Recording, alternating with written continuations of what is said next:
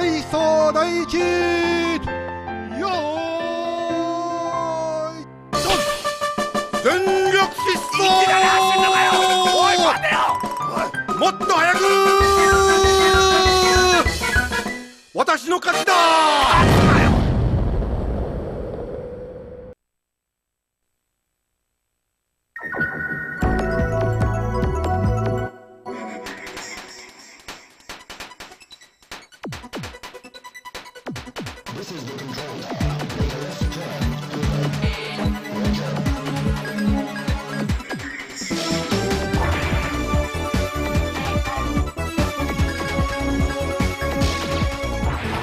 Aujourd'hui, on va regarder donc ton replay de Reforce que tu as fait sur PCB.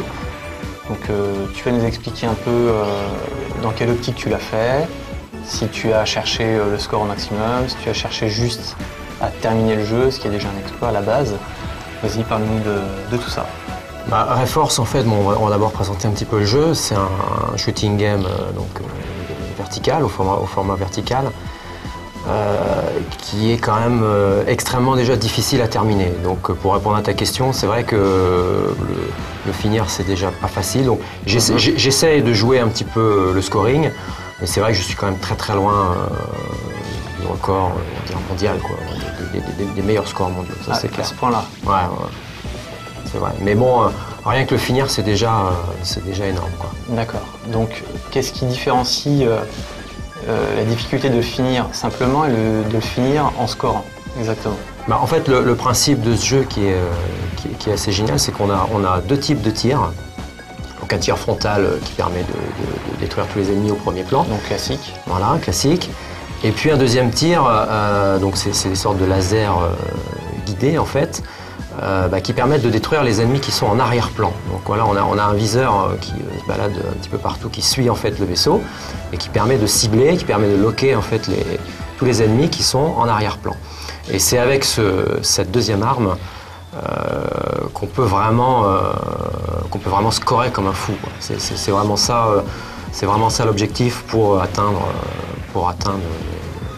gros score. D'accord, donc le score est compté différemment si tu tues les ennemis avec le tir frontal ou avec le deuxième tir. Voilà, exactement. Qui s'utilise avec le deuxième bouton. Voilà, en fait, on peut faire des combos avec le second tir, avec le lock. Alors qu'on n'en fait pas avec le tir. Voilà, alors qu'on n'en fait pas. Donc le principe, en fait, c'est pour essayer de faire un très gros score, enfin de faire de gros combos, c'est d'essayer de cibler, de loquer un maximum d'ennemis en même temps. Donc en fait, on a une jauge tout en bas de l'écran, là, donc en bas à droite, voilà, en bleu, parce que j'ai pris le deuxième player, donc qui joue en bleu. Donc là, on a un nombre de lasers, en fait. Donc là c'est vrai que la partie est déjà bien commencée, donc j'ai déjà récupéré pas mal de bonus qui me permettent en fait d'avoir 8 locks, c'est-à-dire voilà, là on en voit 5, 6, 7, 8, voilà. Donc à partir du moment où j'ai locké 8 ennemis, les bonus en fait augmentent de manière exponentielle. Donc en fait on voit les points que donne l'ennemi s'afficher. Voilà, qui s'affichent. Ouais. Et plus il est haut dans la chaîne de lock, voilà, plus le score est important. Par exemple, le premier lock va rapporter 100 points, le second 200, le troisième 400 et ainsi de suite. Donc c'est indexé sur la valeur de l'ennemi. Voilà. Si l'ennemi vaut 100 points et qu'il est en 4e position, il va valoir 400 points. Alors après, il y a aussi la taille de l'ennemi, quoi, qui sont vraiment... Donc c'est vrai que au niveau du gameplay, c'est extrêmement riche. C'est extrêmement riche, ouais. C'est presque du puzzle. On peut à chaque fois se reposer la question, enfin sur certains endroits, pas sur tous les endroits. Par exemple là, c'est vrai que tous les ennemis sont de la même valeur. Donc il faut essayer d'en loquer 8. Là par exemple, je lock les 3 premiers et là derrière il m'en reste 8. Voilà. Parce que tu savais qu'il y avait 11 ennemis. Voilà, parce que je savais qu'il y en avait 11. Donc là par exemple, le dernier lock me ramène, je crois que c'était 25 000 points. 25 600. La clé du score, c'est de placer le dernier lock sur l'ennemi qui vaut le plus de points et de le détruire. Sur le plus gros ennemi possible. Voilà. Alors là, on a des ennemis qui sont un petit peu plus gros que les autres. Pour les détruire, on peut utiliser soit le tir frontal ou soit le lock. Mais c'est des ennemis qui vont compter au niveau des combos, mais pas si on termine par exemple le 5e, le 6e, le 7e ou le 8e combo sur ces ennemis-là en fait. D'accord. Donc là par exemple on a une sorte de mid-boss qu'il faut utiliser en fait. Donc il faut essayer d'aller loquer les différentes parties du mid-boss et essayer d'aller loquer voilà, D'accord. les petits vaisseaux là derrière. Bon, là, j'ai En fin de chaîne. voilà, en fin de chaîne, en fin de combo, enfin sur le 7e ou sur le 8e lock, pour essayer d'avoir des bonus assez importants. Bon là, j'ai pas super bien réussi parce que on n'a pas rapporté énormément de points, mais par exemple, là à chaque fois c'est des ennemis. Ce qu'il faut, c'est que je lock 6 ennemis sur, enfin 6 cibles, pardon. Parties voilà, sur 6 le parties vaisseau, sur le vaisseau, sur le gros vaisseau. Et puis par exemple, sur les 2 derniers locks, cibler deux petits vaisseaux qui vont me ramener le 12 000 points et le dernier 25 000 points. En général, c'est ça. D'accord, ça demande une connaissance encore une fois du level design parfaite. Alors à savoir que tout ça, effectivement, ça paraît simple sur le papier, mais bon, faut voir que le jeu, comme tu l'as dit, est très difficile. Très peu de gens le finissent vraiment, donc en un crédit. Tout à fait. Bon, pas à cause, premièrement, de la taille du vaisseau. Ouais, voilà, c'est vrai que c'est assez old school, on va dire. Le vaisseau est assez gros. le vaisseau, bah, non seulement déjà le vaisseau il est gros à l'écran, mais le plus gros problème c'est qu'il a un masque de collision qui est vraiment énorme, quoi. C'est vrai que des fois sur des jeux un peu plus récents on voit des vaisseaux assez gros aussi à l'écran mais qui ont un tout petit masque de collision. Facilement se faufiler. Voilà. Là tu cherches pas à te faufiler. Là non, là c'est quasiment impossible. Donc là par contre c'est intéressant sur ce boss là. Voilà, donc là j'essaye de loquer 5-6 cibles sur le boss. Et puis les dernières cibles, donc notamment la 7e, la 8e, j'essaye de loquer un petit peu les ennemis. À savoir que quand une partie de boss ou de décor peut être ciblée un certain nombre de fois, ça bloque après ton... Oui, voilà. Si je lock 8 parties sur le boss... Après, tu peux plus loquer un ennemi. Voilà, d'ailleurs on le voit un petit peu... la petite cible là qui se balade au-dessus du vaisseau, une forme un petit peu différente, une sorte de croix qui permet d'indiquer que là, bah, tous les locks... sens interdit. Voilà. Et on voit aussi en bas dans les barres là en dessous du laser là, toutes les barres là à chaque fois que je lock un ennemi. Voilà, qui se vide avec un lock est fait. Il faut avoir les yeux partout aussi, donc autant connaître plutôt par cœur le jeu. Ouais, il vaut mieux connaître par cœur. Moi je sais que je regarde jamais la barre avec les lasers. En plus, avec le petit bruit, il y a une espèce de rythme qui vient, parce que ça lock à une certaine vitesse, donc tu sais que tu peux te baser un peu sur le rythme de lock tout à fait, pour savoir où tu en es. Donc là, on arrive au troisième niveau, qui commence à être assez difficile. Il commence à être assez difficile, parce que l'autre point fort de la difficulté de ce jeu, c'est qu'il y a du rank. C'est-à-dire que si tu perds pas de vie, si tu as tes armes au maximum, le jeu va devenir beaucoup plus difficile. Ouais, tout à fait. C'est un grand classique, mais ça rend quand même les choses bien plus ardues. C'est vrai que le rank, c'est un système qui s'adapte complètement à la manière dont tu joues en fait. Donc mieux tu joues, plus tu avances sans perte de vie, en faisant des gros scores, avec un armement important aussi, parce que là mon armement il est quand même maximal, aussi bien sur l'une des 2 armes. Et plus la difficulté s'élève. Donc ça c'est vrai que... Alors après c'est vrai aussi que, pour en revenir un petit peu au niveau de la difficulté du jeu, là c'est vrai que je cherche un peu le scoring, on va pas dire complètement, parce que là en général en moyenne je fais... Là on regarde, j'essaye de faire entre 5-6 locks. Il y a certaines parties où j'arrive à en faire 8, mais bon, j'arrive pas à le faire à chaque fois. Mais c'est vrai que le jeu peut devenir beaucoup plus facile à partir du moment où on détruit tout de suite ce qu'on a ciblé, ce qu'on a loqué. Là, par exemple, j'attends d'avoir les 8 cibles pour pouvoir déclencher mon arme. Là, pareil, j'attends vraiment le dernier moment, ce qui augmente la difficulté. Parce que pendant que l'ennemi est ciblé, on peut continuer à tirer. Les ennemis, alors il y a ça, mais il y a aussi les ennemis qui sont en arrière-plan et qui font que si on les détruit pas tout de suite alors qu'ils ont été ciblés, ils arrivent au premier plan. Ce qui fait que au bout d'un moment, il peut y avoir rapidement du monde à l'écran, quoi. Donc déjà avec un masque de collision qui est énorme, ça pardonne pas. Et donc, une autre difficulté encore, dont on n'a pas parlé, c'est que, étonnamment, il n'y a pas de bombe, pas de smart bomb dans ce jeu. Non. On ne peut pas s'échapper simplement en appuyant sur le bouton. On peut pas se sauver. Bon, c'est vrai que les moments où c'est un peu chaud, où il y a un petit peu de monde en arrière-plan, et puis on sent que les ennemis vont arriver, on peut essayer de s'en sortir en appuyant très très vite enfin en utilisant très très rapidement la deuxième arme en fait, qui sont les lasers. Mais bon, encore une fois, Ça fait perdre des points. voilà, ça fait perdre pas mal de points quoi, au niveau des combos. Voilà, donc là un boss où je m'amuse à détruire un petit peu les différentes parties pour faire un peu de scoring. Enfin, le plus gros du scoring, c'est pas sur les boss, hein, c'est vraiment sur les combos. C'est vraiment les combos, c'est pas un jeu à boss. C'est vraiment énorme. Ouais. Au niveau des combos, ouais, on peut facilement doubler son score si on travaille un petit peu là-dessus. Donc, tu viens de nous expliquer que tu n'étais pas très optimal dans la façon de faire tes combos. Tu pourrais augmenter d'à peu près combien ton score? Enfin, t'es à combien là sur cette partie?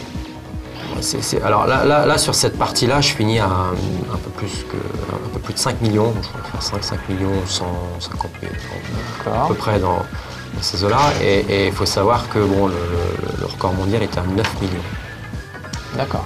Voilà, donc, il y a quand même de la marge. Il y a quand même de la marge, mais il faut savoir que bon, bah, ça se joue à 1 ou 2 locks à chaque fois, puisque les combos augmentent de manière exponentielle. Donc c'est vrai que si par exemple je fais toute une partie en faisant 6 ou 7 combos, et ben mon score va être vraiment en dessous que si j'arrive à faire 7 ou 8 combos à chaque fois. Ça paraît un peu dérisoire, mais un lock sur une chaîne comme ça, bien placé, voilà, bien placé en dernière ou en avant-dernière position, ça rapporte énormément de points. Et il faut penser à ça pendant toute la durée du jeu. Constamment. Si on veut vraiment scorer, il faut toujours avoir ça en tête. Donc c'est vrai que là, sur les 2-3 premiers niveaux, bon, j'y ai vraiment pensé. Là, ça commence quand même à devenir chaud, quoi. Là, on voit, ça tire beaucoup. Là, il y en a de partout. Pour un vieux jeu, il date de 91. 93. Non, 93. Il est sorti en 93 en arcade. Et après, donc ensuite, il est sorti.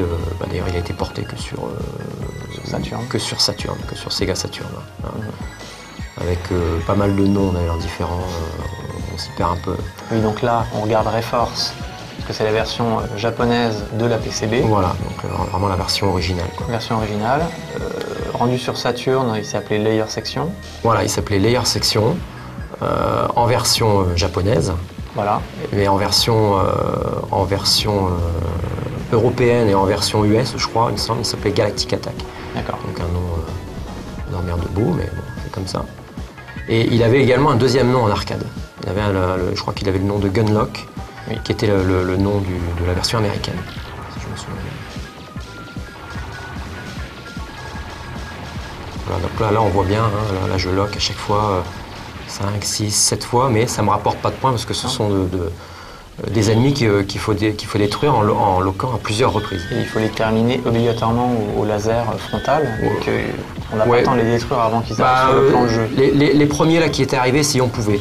Il suffit de les loquer 3 fois et c'était faisable. Mais après, il y en a qui arrivent tellement vite et en grand nombre. Là, on peut plus.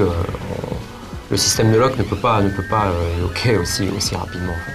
Alors éventuellement, peut-être qu'à 2 joueurs, on pourrait loquer suffisamment vite. Ouais, c'est vrai qu'à 2 joueurs, bon malheureusement, j'ai pas eu trop l'occasion de l'essayer. J'imagine. Déjà tout seul, ça demande énormément de coordination. Bah ouais, c'est un peu une sorte de puzzle game, hein, encore une fois, un petit peu comme Radiant. Il faut bien connaître les patterns. Ouais, là c'est un peu du puzzle. Hein. Là, par exemple, on voit toutes ces séquences d'ennemis qui s'enchaînent en ligne, en triangle. Tout à fait. Effectivement, c'est très très géométrique, très basé sur le pattern. Donc là, une bonne part d'esquive là sur ce passage-là. Pas évident. Là, ça vient d'en bas, d'en haut. Voilà, en fait, ils arrivent en haut, ils descendent assez rapidement. Donc,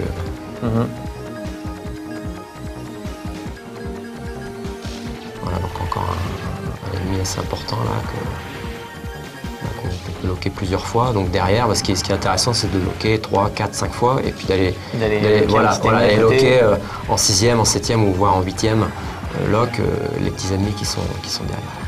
Et pareil, tout a été étudié, tout est prévu. Alors, ça se sent. Ouais, c'est vrai qu'il y a assez peu de surprises, il y a assez peu de côté aléatoire dans ce jeu-là. À part sur les boss, c'est vrai qu'il y a quand même, sur chaque boss, il y a quand même quelques patterns un petit peu aléatoires qui rendent le jeu un peu plus stressant d'ailleurs. Mais sinon, pour le reste, c'est vrai que c'est vraiment réglé comme du papier à musique. Faites plus. Voilà, donc là, c'est vrai que là j'en ai 6 loques. Ouais, il commence à tirer dessus, vraiment. Là c'est vrai que bon, bah, j'essaye de faire en sorte d'attendre le plus longtemps possible avant qu'il n'arrive au premier plan, quoi. Et c'est vrai qu'une fois qu'ils arrivent au premier plan, ça devient vite injouable. Voilà, donc là c'est pareil, j'attends pas le moment où ils arrivent au premier plan, j'essaye de les détruire avant.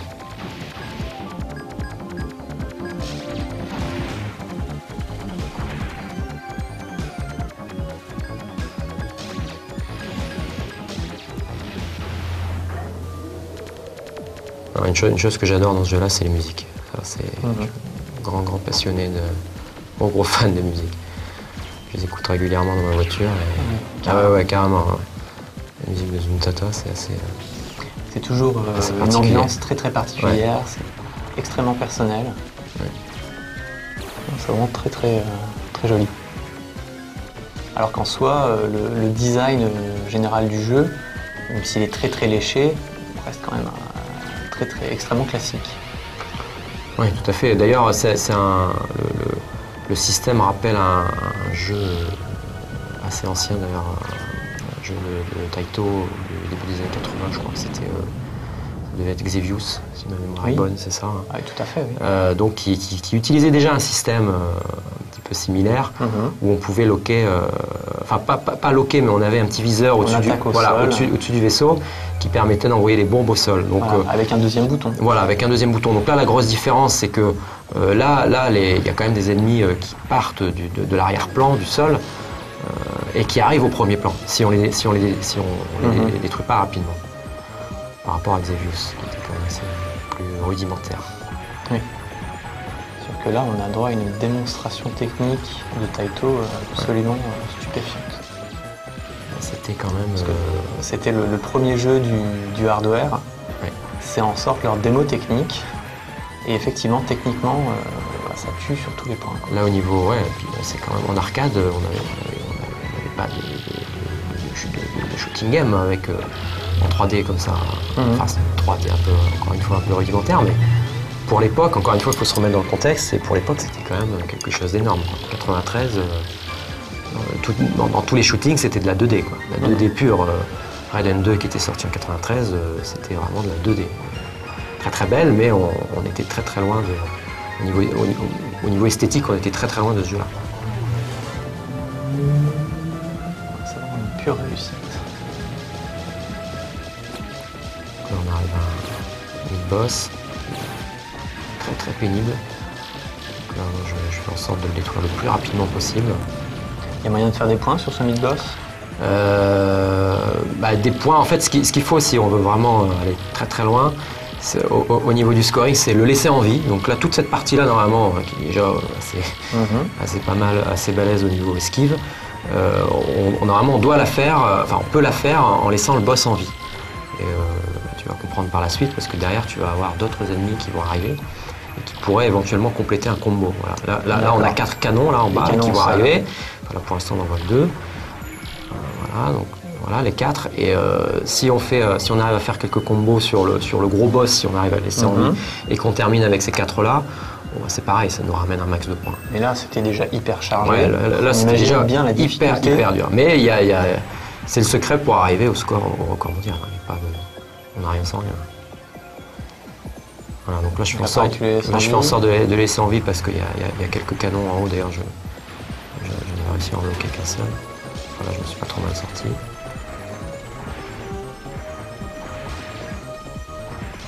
Donc là encore au niveau du décor, au niveau du level design, c'est vraiment extraordinaire. Donc là je fais en sorte de détruire les tours, enfin le bas des tours en fait avec le lock. Pour les abaisser. Voilà, pour les abaisser. Pour pouvoir passer. Voilà, et pour pouvoir détruire, voilà. Puis c'est surtout pour pouvoir détruire tous les. À chaque fois, t'as 3 vaisseaux qui sont planqués à chaque fois dans chaque point. Quoi. Sinon, t'es coincé d'un côté ou l'autre et tu peux pas. Sinon, aller chercher voilà, on est un peu coincé et on a forcément les ennemis qui vont arriver. Quoi. Donc là, un passage super dur. Là, ce qu'il faut bien se rendre compte quand même, c'est que pour l'instant, j'ai pas perdu de vie, ce qui est très rare. Je dois reconnaître, mais j'ai pas fait beaucoup de parties. En arrivant jusque là sans perte de vie. Donc là, le rank est vraiment maximal. Et qu'en plus, là, au niveau de mon armement, je suis au maximum. Donc là, voilà, là, le jeu peut pas être plus dur à ce moment-là de la partie. Donc là, voilà, là, je détruis la partie droite du boss. Voilà. Ouais, petite esquive un peu improvisée, mais... Ouais, donc là, je l'ai un peu détruit, voilà, là, je l'ai détruit complètement. Donc là, à partir de là, je vais commencer à loquer le boss. C'est ça qui est intéressant aussi, sur chaque boss, on a à chaque fois plusieurs parties qu'il faut détruire avec le tir frontal, et en général, la partie principale Du boss qu'il voilà, faut loquer. voilà, qu'il faut loquer avec la deuxième arme. Voilà, qu'on n'a pas vu sur le boss qui marchait sur les Oui, alors bords de la c'est vrai que falaise. le boss précédent, là on l'a pas trop commenté en direct, mais c'est vrai qu'il était... Il est assez pénible. Voilà, il est assez pénible, mais on peut faire pas mal de scoring si on maîtrise bien les patterns en fait. Mais c'est vrai qu'en détruisant les deux pattes enfin, d'un côté, les deux pattes qui sont du même côté, la gravité fait le reste. Donc là on arrive au dernier niveau. Donc là, on arrive de partout. Alors là on voit bien que je cherche absolument pas le scoring. C'est-à-dire que là, voilà, ça arrive super vite. J'essaye, dès que je lock, Ouais, pour voilà, rester en vie. Quoi. Voilà, pour rester en vie. Parce que là, c'est ta première vie. Voilà, donc là, tu dis que ça arrive pas souvent. Là, c'est ma première vie, et en plus, bon, ce qui est intéressant, c'est qu'au niveau des bonus, ramassés, donc les bonus d'armes, là, en fait, je gagne 10 000 points à chaque fois que je ramasse un bonus. Ah oui, d'accord. Alors que si je perds une vie, bon, bah, c'est aussi une sorte de combo, en fait, un petit peu comme le système des médailles dans Battle Galaga, où il faut continuer. Et c'est voilà. Donc là, par exemple, ce bonus-là, ça me ramène 10 000 points, Donc, parce que je suis toujours avec ma première vie. D'accord. En 10 vrai, 000 c'est un points. power-up, mais comme tu es au max, Voilà, ça rapporte 10 000 points. voilà. Donc le truc, c'est de se gaver de power-up très vite pour obtenir des 10 000 le plus tôt possible. Voilà. Et de rester en vie pour ne pas avoir à se refaire du power-up et perdre des potentiels 10 000. Exactement. Donc là, on arrive à une partie du jeu probablement la plus dure. Alors, ce qui est intéressant, c'est qu'il y a énormément d'ennemis en arrière-plan. Donc là, tu fais des voilà, fois 8 là, à peu près à chaque fois. Ouais, je suis entre 6 et 8 à chaque fois. Mais bon, le problème, c'est que là, moi, j'ai beaucoup de mal à me concentrer sur le comptage, en fait. Là, voilà, je suis à 8 parce que c'est tellement difficile d'esquiver, de rester en vie en même temps. Que... Là, on est vraiment tout proche de la fin. Là, on atteint le cœur de la planète. Parce qu'en fait, ce qu'on a vu depuis le début, c'était une espèce de voyage de l'espace vers le cœur de la planète des méchants, hein, tout simplement. Bah, la planète des méchants, je crois d'ailleurs au niveau, je suis pas sûr, hein, mais je crois qu'au niveau du scénario, je crois que c'est la Terre en fait, qui a été creusée de l'intérieur. Voilà, qui a été creusée de l'intérieur, et en fait on va essayer d'aller sauver, mais bon, je dis rien sur la fin du jeu. Donc là, on arrive juste avant une petite séquence juste avant le dernier boss. Donc tranquille, puisqu'il n'y a vraiment aucun ennemi. Donc là, je cherche à faire à chaque fois 8 locks pour gagner 25 000 points sur le dernier lock. D'accord. Et en même temps, récupérer tous les bonus qui me ramènent 10 000 points à chaque fois, quoi. Donc là, c'est vrai que j'arrive très très rarement à cet endroit-là du jeu avec ma première vie, ce qui me ramène énormément de points. Donc là, le dernier boss. Donc là, c'est vrai qu'en termes de points, j'ai quand même fait le plus gros, parce que là, à la limite, je peux perdre quelques vies sur le dernier boss, c'est pas un drame. Donc là, la pression retombe un peu. Un petit peu, ouais. D'ailleurs, on va le voir à l'écran. Bim. Effectivement. Bon, c'est vrai que là, le premier pattern, c'est vraiment le plus dur. Après, c'est plus... Je peux dire c'est plus tranquille, parce que c'est quand même assez délicat. Mais après, si on connaît bien, il y a vraiment moyen de s'en sortir. Voilà, il suffit de se mettre d'un côté de l'écran. Chaque fois, bon là c'est pareil, là c'est du par cœur, il suffit de se mettre à l'extrême. Là, à l'extrémité de l'autre côté. D'accord. Une fois qu'on connaît tout ça, c'est pas... Effectivement, parce que ça fait peur. Hein. Ouais, ça arrive vite en plus. Ouais, ça arrive super vite. Alors là, il y a un trou noir qui absorbe tout tes voilà. Bah en fait, c'est le seul moyen de le faire disparaître, c'est de... c'est pas forcément... en fait, on peut pas loquer en fait, quand le trou noir apparaît, il faut envoyer des lasers, quoi, qui vont automatiquement sur le... dans cette sorte de trou noir en fait, qui finit par disparaître au bout d'un moment. Mais il faut le faire disparaître, parce que... Qu'est-ce qu'il fait? Il te tue on va le revoir. En fait, là, en fait, il essaye de m'absorber, en fait. Ah d'accord, donc là, en fait, tu luttes contre... voilà, là, je suis passé au-dessus, là, maintenant, je repasse en dessous. Voilà, donc là, maintenant, une fois qu'il a disparu, c'est quand même plus tranquille pour éviter... Effectivement. Voilà, là, si on doit éviter tout ça, avec en plus un vaisseau qui est attiré un petit peu, enfin, qui a une sorte d'inertie un petit peu difficile à gérer. Ah oui, l'inertie.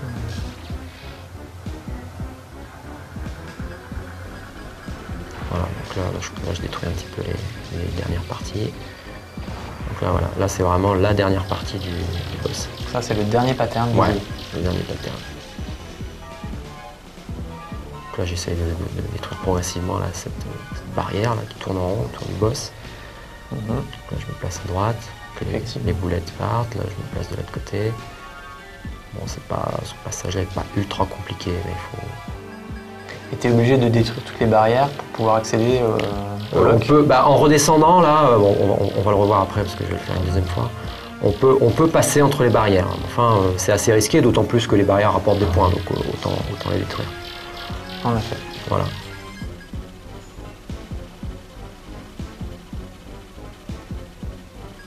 Voilà. Puis bon, une fois qu'elles sont détruites, on a quand même un petit peu plus d'espace pour manœuvrer. Ouais, parce que là, en fait, il te presse. Voilà, là, on voit bien, je suis passé un peu entre les deux, quoi. Bon, là, après, je l'ai détruit. Ah, tu peux quand même le locker. Ouais. Bon.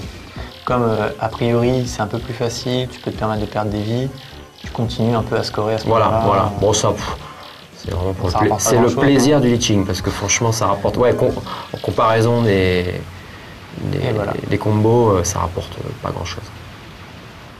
Enfin, il faut savoir, pour la petite anecdote, c'est que le record mondial a été fait sans finir le jeu. C'est-à-dire que le mec est resté en fait, voilà, sur le dernier boss à faire du leeching de manière infinie jusqu'à ce qu'il perde sa dernière vie. D'accord. Donc c'est petite anecdote intéressante. C'est assez rigolo. Ouais. Donc il y aurait peut-être moyen, en détruisant le boss à la toute dernière seconde, de en fait, faire peut-être mieux. Non ouais, je sais pas trop s'il y a un système d'autodestruction. Parce que là, en fait, tu parles de la dernière seconde, mais je pense qu'on peut le faire de manière, enfin il peut rester là de manière vraiment indéfinie. Je pense que c'est le rank qui fait que les patterns deviennent de plus en plus rapides. Donc au bout d'un moment, à mon avis, ça doit finir par être injouable, je pense. Et puis si c'est infini, au bout d'un moment, on fatigue un peu. En plus, là, j'imagine bien le mec rester une demi-heure ou 3/4 d'heure sur le dernier boss, faire du leeching, avec le rank qui augmente. Ah, ouais. C'est chaud. Donc là, on a vu la planète La planète explose. Explose, ouais. Avec une musique assez sympa. Donc c'est une de mes préférées, la musique de fin. On l'entend pas souvent. Ouais. Enfin, moi je l'entends souvent quand on écoute le CD, mais... Voilà, Zuntata, il signe la musique. Donc ils ont fait toute la série, parce que par la suite il y a eu... Oui, c'est vrai que c'est une série avec et Recrisis. Crisis. Et ils ont fait toute la série. Ouais. Ils ont continué en faisant des très très belles mélodies aussi. Ils sont un petit peu reprises, je pense. Il y a quelques thèmes qui sont un petit peu... Enfin, c'est pas repris, mais c'est un petit peu remixé. Voilà, ça reste vraiment dans l'esprit.